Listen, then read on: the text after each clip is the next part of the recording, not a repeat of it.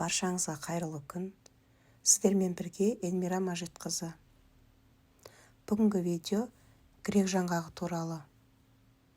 Жалпы грек жаңғағын бәріміз білеміз, бірақ оны дәл осылай қылып топыраққа көміп қалай тамырлату керек, және тамырлағаннан кейін оны қалай басқа жерге көшіріп отырғызу керек.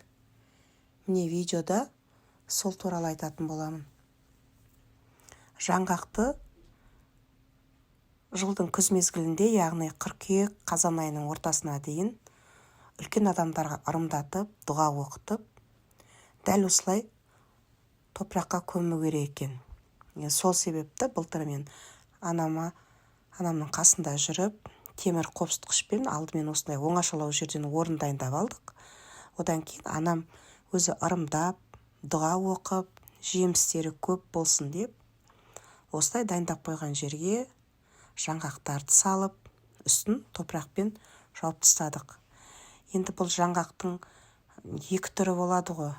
Кейбір жаңғақтардың қолыңызға алған кезде ішіндегі дәнінің шіріп кеткендігі белгілі, өте жеңіл болғандықтан.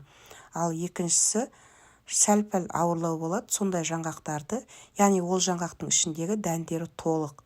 Сондай жаңғақтарды алып, осылай алып, арасын сиректеу қылып, дайындап қойған жерге осылай салып, үстін осылай топырақпен жауып тастадық.